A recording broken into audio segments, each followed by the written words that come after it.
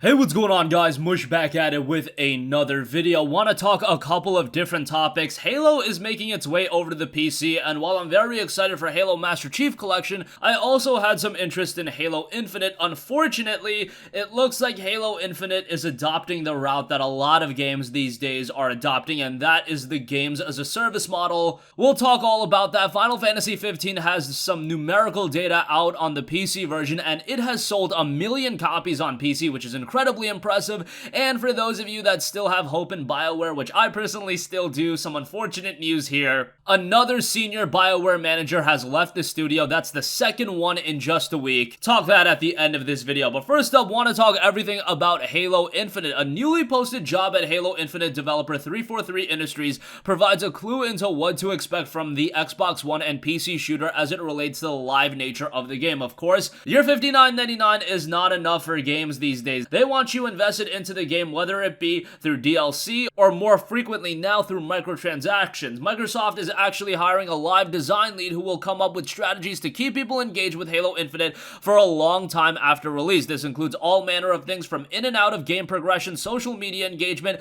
and seemingly through some kind of microtransaction strategy. One line in the job ad states that a candidate will design and deliver a AAA player investment experience that includes microtransactions. Specifically, that, quote, design and deliver a AAA player investment experience that focuses on our fans and their desire to express their passion for our franchise, including but not limited to microtransactions. In that specific line, I love how they reword spend money on our game to desire to express their passion for our franchise. I get it, it's just PR speak. I still find it absolutely hilarious. Like, yes, let's express our passion for Halo by spending a lot of money in microtransactions on content that in the past would be free. I mean, at the end of the day, a lot of the content that people do spend microtransaction money on was content that in another era of gaming would be absolutely free. I can go into this argument for hours upon hours. Some people will defend it until the end of time, but nonetheless, I wanted to make this abundantly clear to all of you guys. Halo MCC is coming to PC and I'm incredibly excited about that. However, the future of Halo, the future of multiplayer games in general are really just going this route, and I can understand from a business perspective why.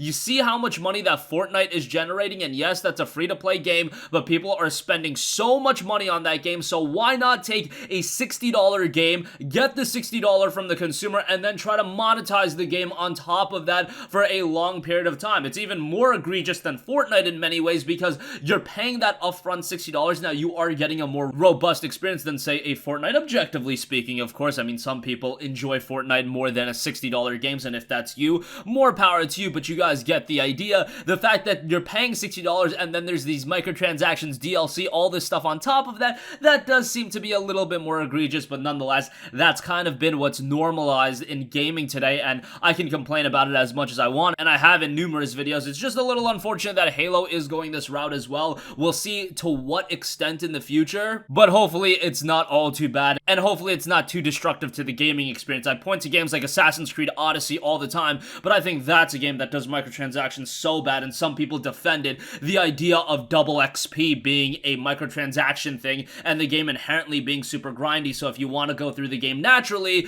you have to pay $9.99 for double XP, and a lot of you guys, I know a lot of you guys commented saying, nah, that's okay, just do all of the extracurricular content, and that's how you're gonna be able to progress through the main story. But what if I just want to go through the main story? If you let things like this slide more and more, it's gonna be more and more normalized, and I've tried to fight that battle for a long time, but at this point, it just seems like an uphill battle that the gamer's never gonna win because there are that subsect of people that are investing more and more money into these games even after dropping their initial $60. It's just gonna come to a point eventually where how much can the publishers get away with? We've seen with EA, they tried to get away with a lot, and that's kind of backfired on them with games like Star Wars Battlefront 2 and all that stuff. It's really just how much can they push the envelope, how much can they get your dollar without completely turning you off from the game entirely, and they're gonna push that envelope as far as it goes because they want to make the most amount of money possible. Speaking about making the most amount of money possible, here's a more positive note. Final Fantasy 15 has done incredibly well on Steam specifically, selling 1 million copies. Now, 1 million copies doesn't account for the entirety of how this game performed on PC. The game was released on Origin, I believe on the Windows Store, and a couple other platforms,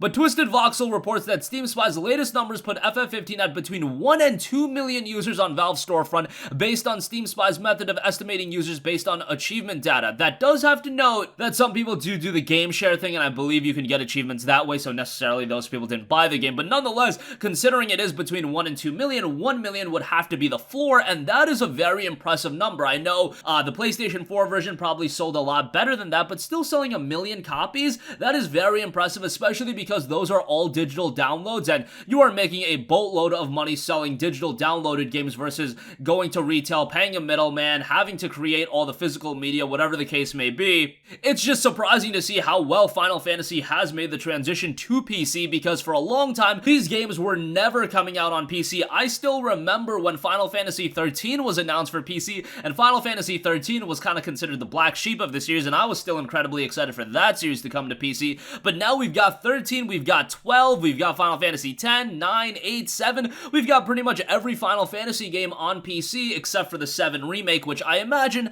that the Final Fantasy 7 remake will eventually at some point be on PC, because they did promote that game as coming to PlayStation 4 first. I'm sure Sony forked over some amount of money, and they made it worth Square Enix's while to make that game a timed exclusive on the PlayStation 4. That's really unfortunate to me, because I would love to play that game on PC, and that's probably my most anticipated game of 2020 at this point, right behind Cyberpunk 2077, so that's a little bit of a bummer. But nonetheless, when that game does come out on PC, I'll definitely check it out, and Final Fantasy as a whole doing very healthy on PC as far as the numbers go and sales go. And lastly, I do want to note one thing about Bioware. Unfortunately, it doesn't seem like them as a studio is getting any more healthier, because Fernando Mello, who was a Bioware senior manager, has announced that he is leaving the studio. He noted, "Today was my last day at Bioware. After 12 years, that's a heck of a lot of feels. Tonight, I got to write my name up at our local pub alongside many other amazing peers over the years, and it reminded me a lot of the folks no longer here that I miss dearly." There's really no easy way to sum up all of the fantastic experiences and friendships across our studios, our partners, and in our community that I've been so fortunate to have been a part of over the years. He also attached his parting email, and he noted that this was his own decision, and he's been wanting to take some time to disconnect and explore a couple ideas for the next chapter in his career. 12 years is a long time, and it does seem a little bit abrupt, right, coming off of probably the weakest point of Bioware's history. When you look at Mass Effect Andromeda, Anthem, and how those games have been doing, is that a sign of Bioware getting a little bit weaker? I think it obviously is, and that's the second manager that has left in just a week. And it's kind of shocking to see the evolution of Bioware, and not in a good way. I should really rephrase that and say devolution of Bioware, because they have become a far weaker studio than where they were probably in the mid-2000s, where they were seen as one of the best RPG studios in the world. They were one of the best studios in the world. They were up there with the best in the world, and much like how CD Projekt Red are considered today, Bioware was considered like that back a decade and a half ago, where any game they put out, you knew it was going to be of quality. You look at games like SWTOR, Jade Empire, Mass Effect, it was quality after quality, and then you had games like Dragon Age Inquisition that I thought was really good. However, it did seem like a little bit of a quality drop-off than previous Bioware titles. And then you look at games, of course, like Andromeda, and then Anthem is the most egregious example of it just not being very good. So just an unfortunate state of affairs for Bioware right now. Hopefully they do get their act together and their next project is rather good. I've heard Dragon Age, the next title, is having some issues with its development as well. So